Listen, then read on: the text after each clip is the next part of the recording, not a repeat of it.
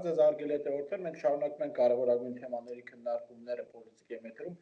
Այսօր զրուցելու ենք Աննա Աբրամյանի հետ, ով երկար ժամանակ արդեն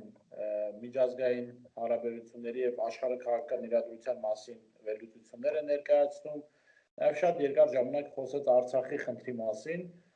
Աննա, պատերազմից առաջ մենք հետևում էինք քո ուղի եթերներին, նաեւ ես զրուցել եմ քեզ հետ եւ եթե անկեղծ ասեմ, ինչ որ իմաստով չափազանցություն էր թվում են վտանգները, որ դու խոսում էիր Արցախի մասին, բայց պատերազմը ցույց տվեց, որ քո վերլուծությունները ճիշտ էին եւ շատ լավ էին պատկերացնում, թե ինչ process է գնում։ Այս պահին, եթե ուղղակի ամփոփելու լինենք, քանի որ պատերազմից հետո քեզ չենք զրուցել, ինչ կատարվեց Արցախում այս 44 օրյա պատերազմի ընթացքում եւ դրանից հետո առ այսօր ինչ գործընթացներ գնացին խնդրեմ։ Բարև Բորիս ջան, առաջինը ես իմ վերլուծությունները ներկայացնում եմ նկատի ունենալով Թուրքիայի ներկայիս իշխանությունների գործելավոճը, որը արդեն իսկ վերջին 10 տարիներին Թուրքիայի կողմից սանձազերծված մի քանի պատերազմների շղթայի օրինաչափություններ ունի եւ 2.5 տարի ենք ընդունում ասել, կարելի ասել 2 տարի 7 ամիս գրեթե Թավշյա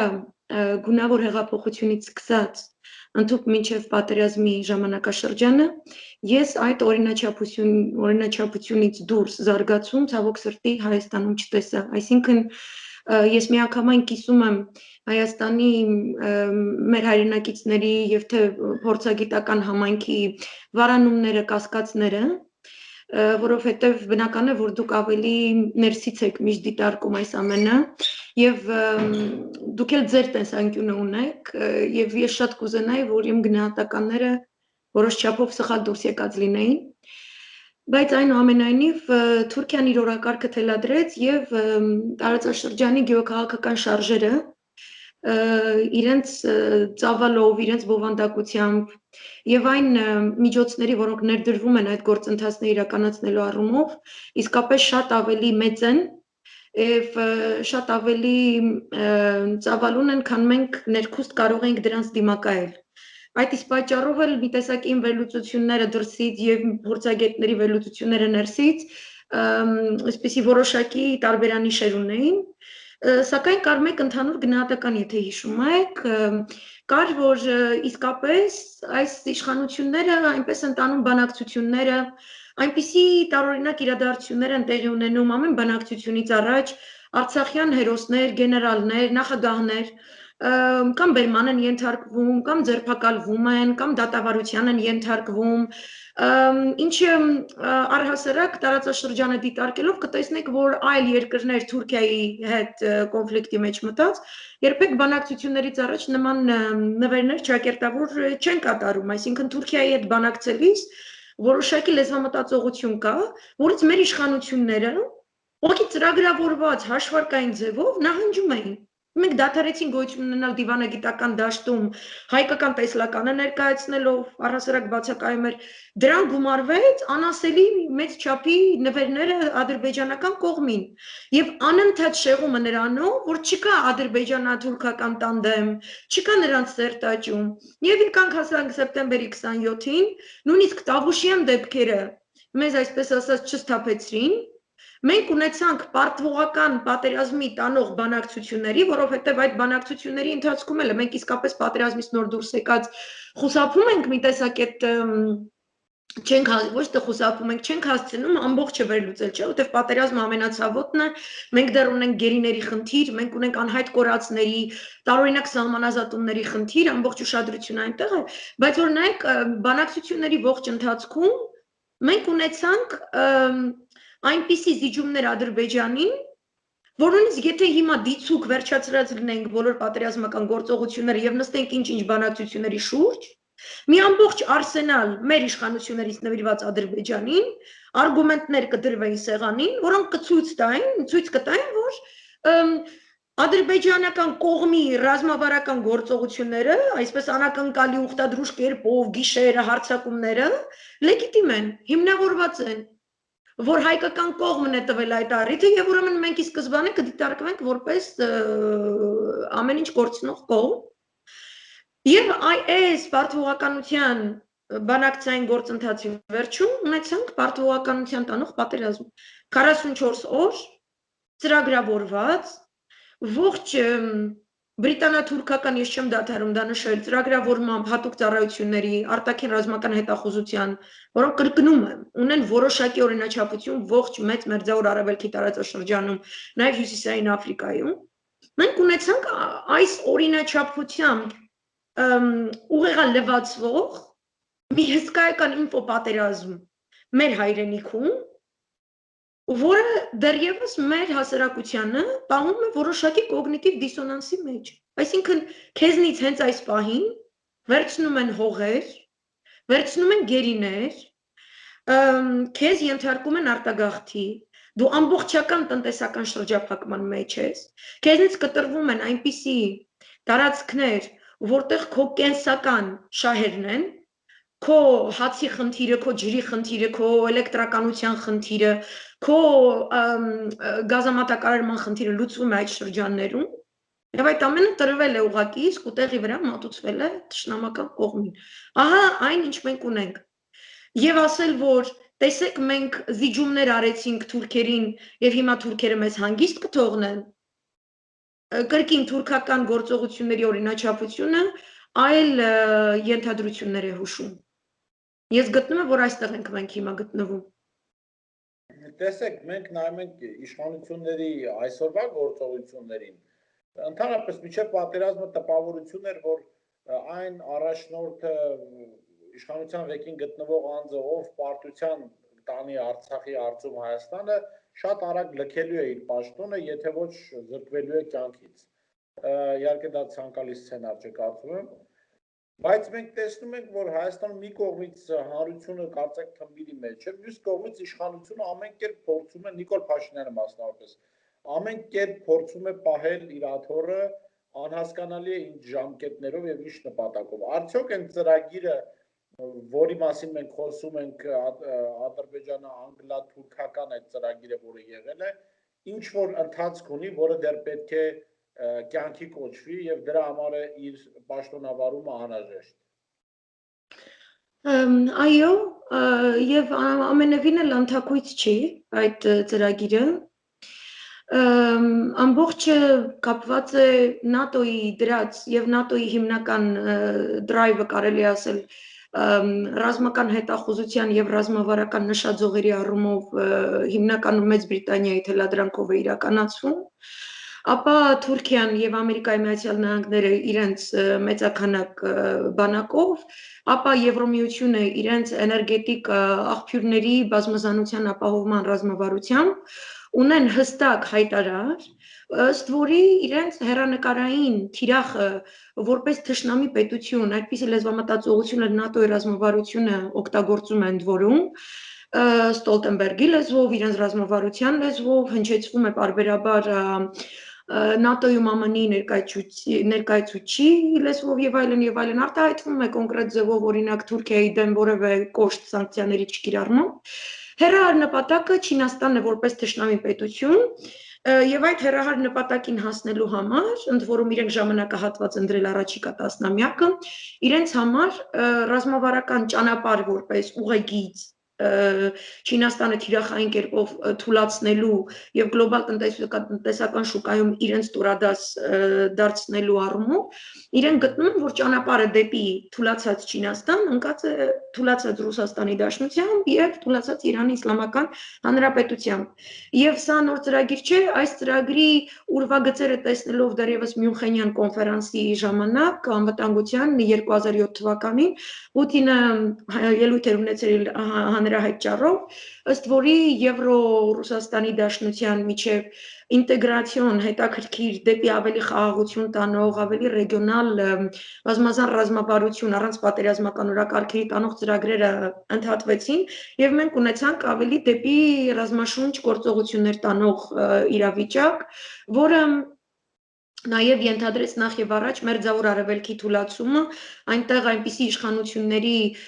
թուլացումը կամ առհասարակ չեզոքացումը եւ դրանց փոխարեն քաոսի ստեղծումը, որի պայմաններում Ռուսաստանի Դաշնությունը չի կարողանում հավասար գետնի վրա հանդես գալ իր արևմտյան գործընկերների հետ եւ ստացվում է մի իրավիճակ, որ Մերձավոր արևելքի արաբական գարունների, որ անցյալ շաբաթ ստացավ շատ վատ որակավորում արևմտյան հատուկ այսպես ցուցանիշներով, այսպես ասած, ստուգել էին ինչպիսի արդյունքներ է ունեցել հասարակության կյանքում ամեն ինչ վատթարացում է գնացել, բայց իրան ռազմավարության առումով իրենց բերել իսկապես մոտեցրել է Ռուսաստանի Դաշնության եւ Իրանի սահմաններին։ Այդտեղ գտնվում է Հայաստանը, այդտեղ գտնվում է ռազմավարական առումով շատ կարևոր Արցախը, հատկապես կարևորվում էր մինչ սեպտեմբեր 27-յան Արցախի տարածքը, որը իսկապես մենք կարող էինք հաշվի առնելով այս լարված իրադրությունը տարածաշրջանում պահպանել ստատուս քվոյում եւ գոնե այդ կերպ կասեցնել այդ անգլո-թուրքական ռազմավարության առաջխաղացումը։ Սակայն հիմա, ինչպես ասում են, ջինը թեյնիկից կանթեղից դուրս է եկել եւ մենք միմիայն կարողանում ենք ինչ որ ռեակցիոն միջոցներով փոքրինչ մենք նկատի ունեմ ես այդ գործունեությանը դիմադրող ուժերը, դա կարող է լինել Իրանը, Ռուսաստանի Դաշնությունը, Հայաստանը եւ հայկական այն ուժերը, որոնք ինչ որ չափով դեռևս տանդեմի մեջ են գտնվում այդ ուժերի միջև, այդ հանգույցը, որտեղ մենք ենք, այդ հանգույցը ենթարկվում է համանման հարձակման, նպատակ դնելով Ռուսաստանի եւ Իրանի թուլացմանը, ինչպես որ կտեսնեք, որ ամբողջ գիծը Լիբիայի թեժացումը, Սիրիան, Ղրիմը, Վրաստանը, մենք նույն Ադրբեջանը իր ներկայիս վիլայեթային այս կարգավիճակով, որտեղ այլևս սուվերեն պետության մասին խոսք գնալ չի կարող, առաջիկայում սպասվում է կենտրոնական Ասիայում փոփոխություններ, եթե Ռուսաստանի Դաշնությունը Հայաստանի առումով կտրուկ գործողությունների չգնաց, եւ վերջերս արդեն 2 շաբաթ է դեպի թեժացում է գնում Պակիստանի եւ Հնդկաստանի միջև Կաշմիրի եւ մի քանի այլ տարածություններ, որտեղ ոչ առանց թուրքական ակտիվ մասնակցության եւ միջնորդության նոր թափով զարգացում է ստացել այսպես կոչված Իսլամական Հանրապետության ուրվագիծը, ընդ որում Արցախում մարտերի մասնակցած սիրիացի վարձկաններ Պարզվում է, որ թուրքական ռազմական հետախուզության փոխանցմամբ նախ եւ առաջ Արցախ բերվել էին, որպեսզի իրենք բարձր լեռնային որոշակի կլիմայական պայմաններում մարտական գործողությունների հետ փորձ ունենան, որովհետեւ նույնը չէ ինչպես Սիրիան կամ Իրաքը, որպեսզի դրանից հետո նրանցից 900-ը ուղարկվեն Պակիստան, այսինքն այդ ամբողջ հարավային գիծը կտեսնեք արևելքից արևմուտք Ռուսաստանի համար հարավային գիծը, փաստորեն նույն ռազմավարությամբ, ինչպես որ Արցախն է, Հայաստանն է, մի քանի կետերով բռնկելով, այս գծով իրենք ցանկանում են ստեղծել Չինաստանը Ռուսաստանից անջատող, Ռուսաստանը Իրանի Իսլամական Հանրապետությունից անջատող, Իրանի Իսլամական Հանրապետությունը Կենտրոնական Ասիայից անջատող թեժ կետերի մի առաջնագիծ, որը գնալով պետք է ընդհարցակվի եւ ինչ որ պահ պետք է միավորվի։ Եվ դրա համար էլ տարօրինակ չէ, որ Արցախյան պատերազմի բռնկման ժամանակ սեպտեմբերի 27-ից մոտ կարծեմ 10 օր անց էր,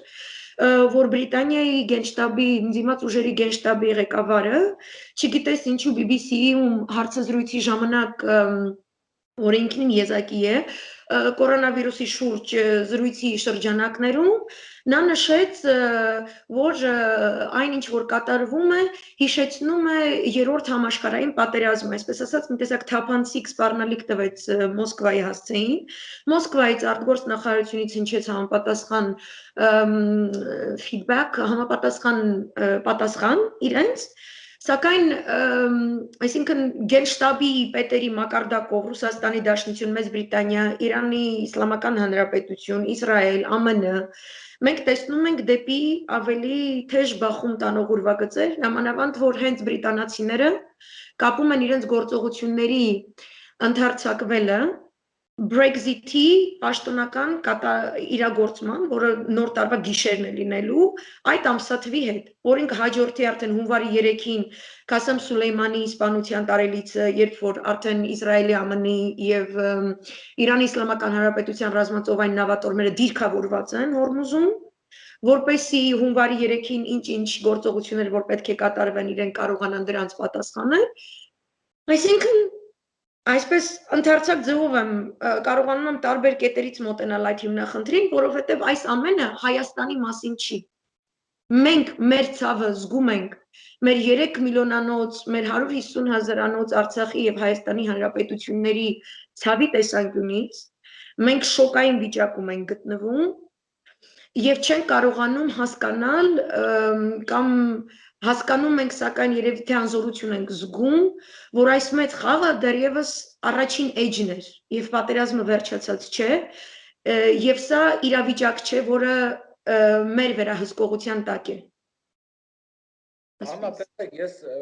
կփորձեմ ձեր գնահատականը մի շատ այսպես նուրբ հարցի շուրջ ստանալ։ Պատերազմի օրերին դուք հիշում եք, հարավային ճակատ այսպես դաշույնի տեսք էր ստացել եւ ադրբեջանական ուժերը մղվում էին գրեթե առանց դիմադրության դեպի Սյունիք։ Մյուս կողմից դուք գիտեք, որ Նախիջևանն է եւ կրկին, այսինքն երկու կողմից եթե հասնեին Սյունիքի սահման, ընդ որում հասել էին Սյունիքի սահման, մյուս կողմից Նախիջևանից կարող էր ադրբեջանական զորք ակտիվություն ցուցաբերել։ Այսպիսի խոսակցությունների մակարդակում կար այսպիսի քննարկում ռուսների մոտ, որ տարօրինակ է եղել Հայաստանի այդ ոչ թույլ դիմադրությունը հարավային մասում, երբ որ Ադրբեջանը շատ արագ մոտենում էր Սյունիքին եւ կա այսպիսի վարկած, որ ռուսները ուղղակի ստիպել են Փաշինյանին ստորագրել այդ փաստաթուղթը, հասկանալով, որ այս պարագայում ինքը պատրաստ է նաեւ կորցնել Սյունիքը։ Դու ինչպես հնարավոր համարում ես նման զարգացում, որ այս բանակի նման բանակը բերվել էր նման վիճակի եւ որ զորահավաք չէր արվում, ջոկատային այսպիսի պայքարի մեջ էր բերվել զուտ նրա համար, որ նաեւ հնարավոր լիներ Սյունիքը եւս ադրբեջանական այսպես ագրեսիայի ենթարկվեր։ Ռուսների այդ մտահոգությունը դու իրական ես համարում, թե անհնար էր Հայաստանի սուվերեն տարածքից տարածք ներխուժեին ադրբեջանական ուժերը։ Ռուսները չեն կարող չհիմնավորված վախեր ունենալ եւ վախել չէր, մենք տեսանք պատերազմի ընթացքում շարունակաբար Փաշինյանի իշխանությունը զբաղված էր աճպարարությամբ, երբ որ տրվում էր շատ հարցազրույցներ, անգլերեն ասած լիքը բառեր առանց որևէ բովանդակության, որովհետեւ միակ բովանդակալից քայլը, որոնք ռուսները Մարիա Զախարովայի, Լավրովի, Գենշտաբի պետերի եւ այլ մակարդակով հուշում էին այն էր, որ անմիջապես հարկավոր էր 2016-ին Հայաստանի Հանրապետության եւ Ռուսաստանի Դաշնության միջև կնքված ռազմական համաձայնագրի շրջանակներում ստեղծել հակաահաբեկչական գործողությունների համատեղ շտաբ, որտեղ կարող էին մասնակցել Ռուսաստանի Դաշնությունն էլ, Իրանի Իսլամական Հանրապետությունն էլ, այսինքն հակաահաբեկչական կոալիցիա ստեղծելու համար Նիկոլ Փաշինյանը պետք է նստեր, գրեր մի որոշակի պրոտոկոլի ենթակա նամակ, հղում անելով այդ տարեթվի համաձայնագրին, եւ մենք եւ Սյունիքը կկարողանայինք համակարգել եւ թե Արցախի Հանրապետության տարածքում եւ հատկապես հարավային Իրանի սահմանամերձ հատվածում գտնվող վարձկանների գործոնը օգտագործելով կկարողանայինք իրականացնել հակաահաբեկչական գործողություններ, որտեղ ոչ մի միջազգային հանրության տարակուսանք չէր առաջանա եւ կկարողանայինք ճիշտ ժամանակին կանխել։ Սակայն ինչպես շատ ճիշտ ձևով գնահատում եք, մենք տեսանք իշխանության կողմից շատ ուղղակիորեն կատարված հակահայկական բանակի, հակականոնավոր բանակի ուղղված գործողություններ թիկունքից, պրոադրբեջանական, պրոթուրքական, որոնք ենթադրում են կոնկրետ օպերատիվ կապ ոչ միայն ադրբեջանական, այլև թուրքական ուժերի հետ, հիմնականում նատոյական օրակարգով, ըստ որի պետք է այդ մենք նախորդ հարցին որ անդրադարձանք, Ղրիմի դեպքում էլ որ նայեք ինչ էր ծրագրավորված Ղրիմի համար, մինչև օրս դա սեղանին է գտնվում, Բրիտանիայի կողմից որպես ռազմավարություն, Թուրքիայի կողմից որպես օպերատիվ գործողությունների ճանապարհաքարտեզ, դա ամեն ռազմավարական կետերում ապահովել թուրքական բանակի միանձնյա ներկայություն, որը նշանակում է ամբողջովին Ռուսաստանի ոտքը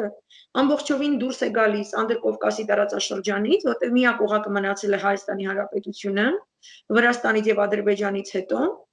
եւ դառնում է, որ բոլոր էներգետիկ պրոյեկտների, էներգատարների համակարգերի հարավկովկասյան գազատարը իր 3 հսկայական ենթակառուցվածքային պայմանագրերով ամբողջովին հայտնվում է իտալա-բրիտանական կորպորացիաների ներքո, Հետո հայտնվում են Սկանդինավյան, որոնց հիմնական նպատակը Մերձավոր Արևելքում եւ առաջիկայում Իրանից ռեսուրսներից օգտվելն է, իրենց եւ ամերիկյան ՆԱՏՕ-ի զորամիավորումների ներկայությունը, Վաշինգտոնը ուներ կոնկրետ նպատակներ եւ մինչեւ հիմա էլ հետամուտ կլինի այդ նպատակներին Ստեփանակերտում դնել օրինակ իր մի հյուպատոսարանը, այսինքն մենք ունենանք Սկանդինավյան ամերիկյան ինչ որ հենք, որը միջազգային դիվանագիտական ռազմավարությունն է վարում, եւ ունենանք թուրքական բանակ վրացականի, ադրբեջանականի հետ միասին, որը վարում է ՆԱՏՕ-ի ռազմավարությունը, եւ ունենանք թուլացած Ռուսաստանի Դաշնություն։ Այդ իսկ պատճառով Ռուսաստանի Դաշնությունը մի քանի անգամ պատերազմի ընթացքում տալով տարբեր առաջարկներ զինադադարի համար Հայաստանի Հանրապետության Ադրբեջանի միջև եւ մենք տեսանք փաստաթղթեր, որ ամեն առաջարկը գնալով որքան Նիկոլ Փաշինյանը ուշացնում էր, այդքանով այդ առաջարկները դառնում էին ավելի ու ավելի վատը մեր տեսանկյունից, երբ որ վերջում տեսան, որ ռուսները, որ Շուշին են արդեն կորցնում, Շուշին եւ Սյունիքը իրենք համանման ռազմավարական կետեր են։ Իրենք ուղակի խաղապահներով ներս մտան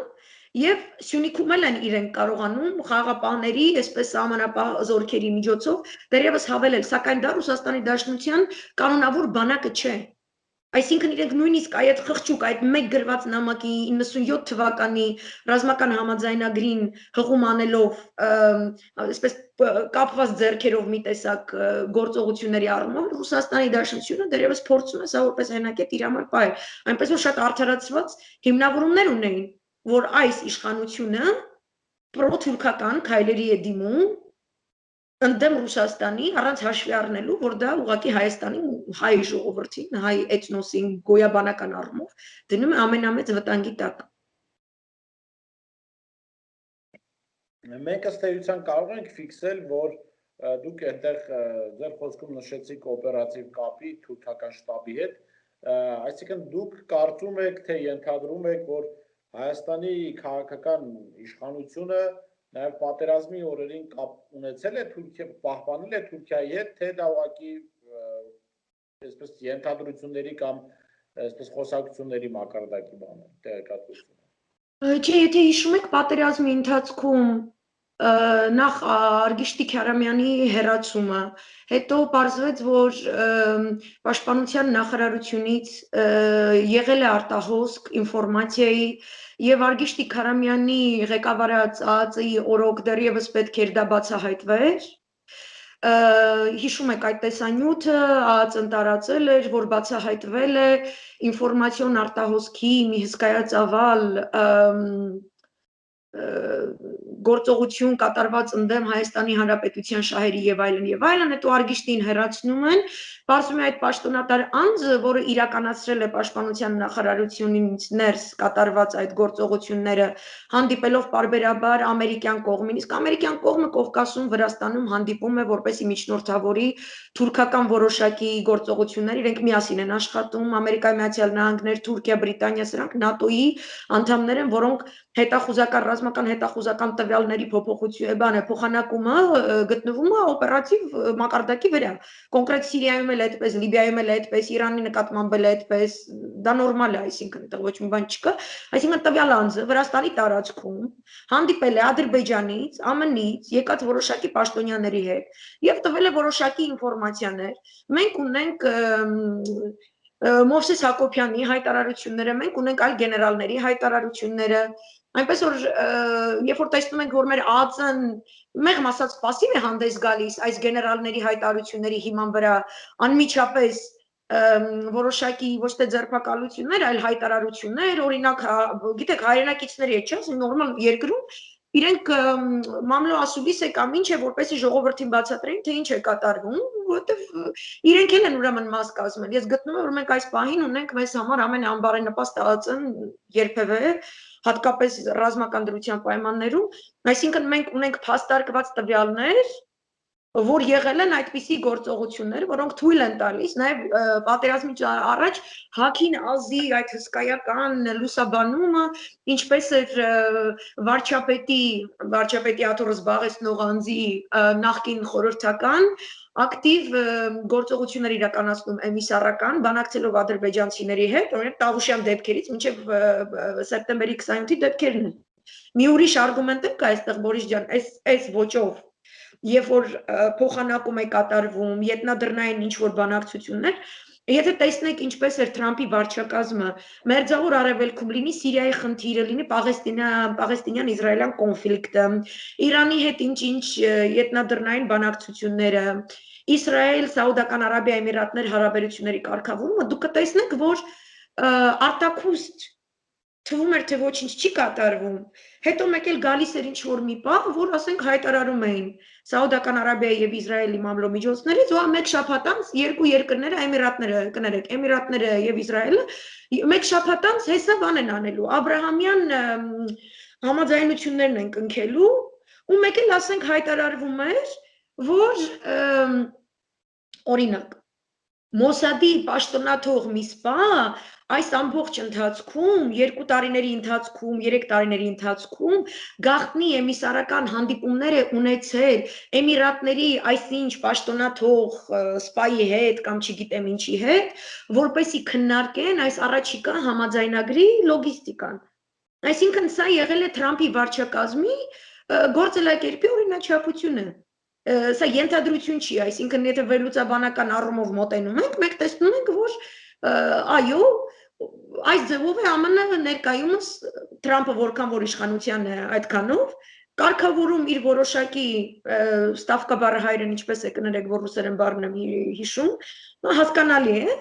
այս ձևով է ինքը առաջ շարժվում։ Հա, անձնական հարաբերություններ անձնական ինչ-որ կապերի միջոցով այս կողմ են կողմում, Էրդողանը, որը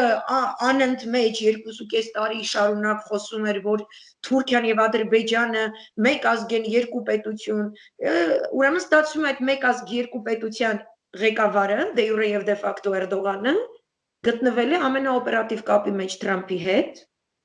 կարգավորել է բոլոր հարաբերությունները, մենք դա գիտենք Սիրիայի առումով, մենք դա գիտենք Պաղեստինյան հարցերի առումով եւ այլն, ինչու նույնը արած չի լինի Ղարաբաղի առումով։ Այնպես որ սրանք ենթադրություններ չեն։ Ես գտնում եմ, որ մենք հիմա խնդիր ունենք ԱԾ, ՀՔԾ դատախազության ճիշտ համակարգված աշխատանքի, ԱԳՆ եւ ՊՆ-ի հայրենասիրական իրոք այն նրանք, ովքեր երթում են տալիս հայրենիքին ծառայելու խնդիր, որպեսզի նրանք վարքյան առաջ ռազմական տրիբունալ կազմակերպեն եւ պատասխանատվության ենթարկելով այս անձանց ստիպեն, որպեսզի նրանք պատմեն, թե ինչը ինչպես է կատարվել։ Ես չեմ գտնում, որ մենք պետք է անենք ռադիկալ կոչեր եւ այլն, ես գտնում եմ ռադիկալ քայլեր պետք է նրանց ռազմական դատարանի առաջ տրիբունալի առջև բերելու համար, սակայն այն, որ մենք պետք է լսենք, թե ինչ է կատարվել, դա կկանխորոշի մենք որպես պետություն ուզում ենք կայանանք, թե բրիտանա-թուրքական տանդեմի թատրոնը շարունակվելու է։ Շնորհակալ եմ Աննա ձեր հետաքրքիր մեկնաբանությունների համար, նաև առաջիկայում եւս քննարկումներ կունենան, կարծում եմ արդեն ներքաղաքական ավելի շատ այս process-ների մասին։ Ցտեսություն, կհանդիպենք։ Շնորհակալ եմ շատ, Բորիս ջան։